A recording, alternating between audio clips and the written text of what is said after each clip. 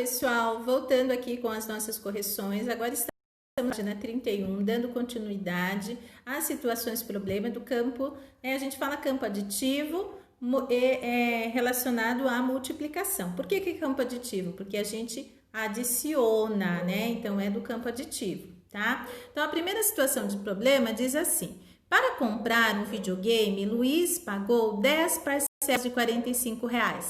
Quanto custou o videogame? Então, lembra da dica do desenho? Eu não compreendo o que é que a situação problema está me dizendo, vou desenhar. Então, está dizendo que comprou em 10 parcelas? Cada quadrinho desse meu representa uma parcela. 1, 2, 3, 4, 5, 6, 7, 8, 9, 10. Em cada parcela pagou R$ 45, então R$ 45, e assim por diante até a 10ª parcela, né? Então, quantas vezes de R$ 45 ele pagou? Pagou 10 vezes de R$ 45, que é igual a R$ 450. Então, o videogame custou R$ 450. A outra situação problema diz que Tiago tem 13 jogos e Mateus tem o triplo de jogos de Tiago. Quantos jogos Mateus tem? Aí nós estamos utilizando o triplo, que é uma linguagem, né, matemática, uma linguagem multiplicativa, né? Então, o triplo quer dizer 3 vezes. Então, olha lá, o Tiago tem 13. O Mateus tem 3 vezes o 13. Se ele tem o triplo, então ele tem 3 vezes o 13. Uma vez, 2 vezes, 3 vezes. No caso, ele tem 39. Mateus tem 39 jogos. A outra situação problema, aliás, as duas de baixo, elas continuam sendo no campo multiplicativo, mas o pensamento precisa ser um pensamento inverso. Eu vou explicar para vocês por quê. Olha lá. Pedro conseguiu completar um álbum com 240 figurinhas. 240 é o total que o Pedro tinha, certo? Mas aí o Daniel, ele tem a metade desse valor. Metade é mais ou é menos? Acertou quem me disse que metade é menos, né? Se eu tiver uma bala inteira e o meu amigo tiver uma metade de bala, eu tenho mais, o meu amigo tem menos, porque ele só tem uma metade de bala, ok? Então, quem tem metade tem menos. Então, essa já é uma dica. O Daniel tem menos do que 240, né? Aí eu preciso encontrar quem mais quem? Quem duas vezes, o resultado vai dar 240. Então, eu fiz aqui, ó. 2 vezes... sei lá quem, é igual a 240. Depois eu fiz embaixo. 2 vezes 120 é igual a 240.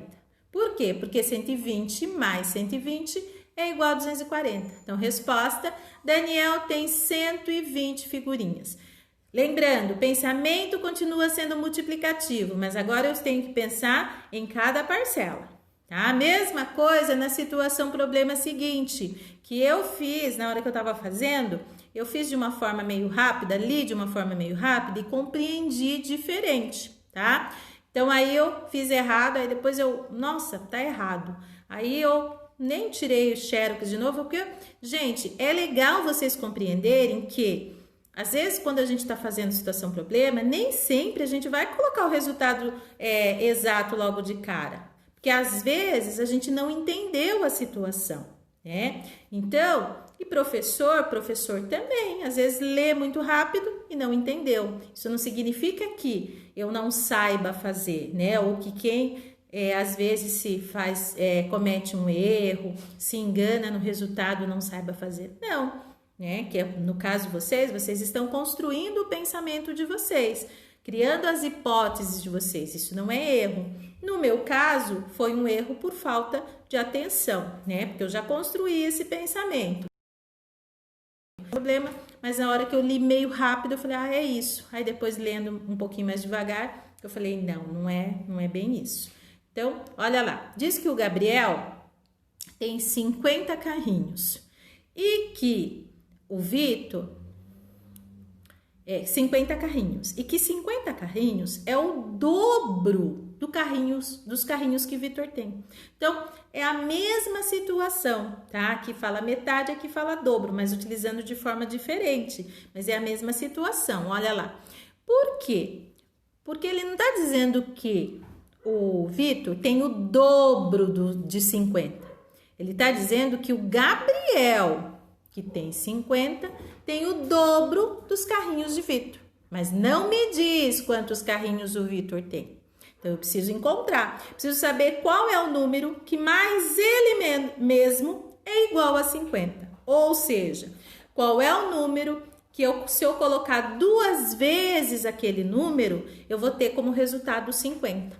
Certo? Então, eu coloquei lá. 2 vezes quem? 2 vezes 25 igual a 50. Aí, a resposta, Vitor tem 25 carrinhos. Beleza, pessoal? Espero que vocês tenham compreendido. Vamos para a próxima atividade. Deixa eu achar aqui o próximo que ficou fora de ordem, o meu. Página 32. A página 32, gente, é a tábua de Pitágoras que eu falei para vocês, que eu comentei com vocês.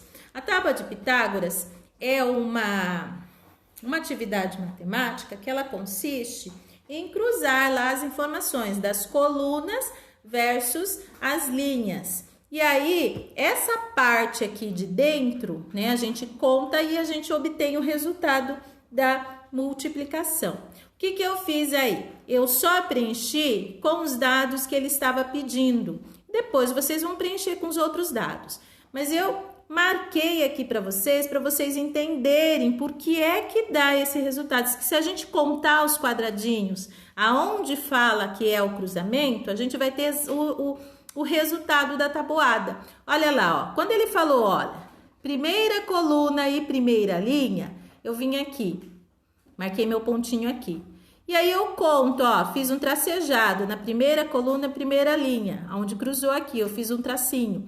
Contei quantos quadradinhos eu tinha. Quantos quadradinhos eu tinha? 1. Então, resultado 1. Quando eu fiz aqui, ó, quando ele mandou fazer segunda coluna, segunda linha. Então, o cruzamento dela é aqui. Aí, eu fiz um tracejado aqui, tá vendo? Aí, eu contei os quadradinhos, deu 4, que é a resposta, porque 2 vezes o 2 é 4. E assim por diante com todos os números, gente. Vocês podem contar, vocês podem cruzar lá e contar o número de quadradinhos que vocês vão ver que vai dar o resultado. Então, a tábua de Pitágoras é legal por conta disso, tá? Aí tem outras regularidades que existem na multiplicação que eu posso encontrar na tábua de Pitágoras, ó.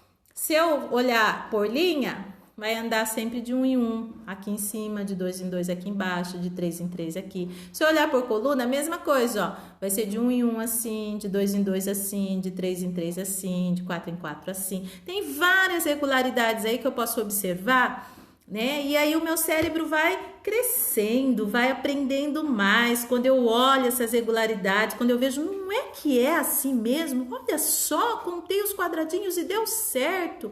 Então, quando eu faço isso, são descobertas que eu estou fazendo. Isso é o barato da matemática, a gente poder fazer essas descobertas. Depois a gente fala assim, nossa, eu sei, agora eu entendi o porquê.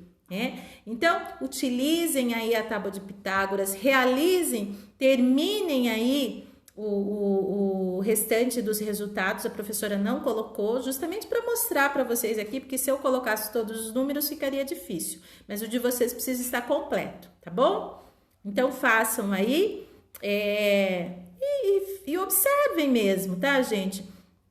Eu gosto muito de matemática e eu falo muito para os meus alunos assim: mais importante do que o resultado é o caminho que eu faço para chegar nesse resultado.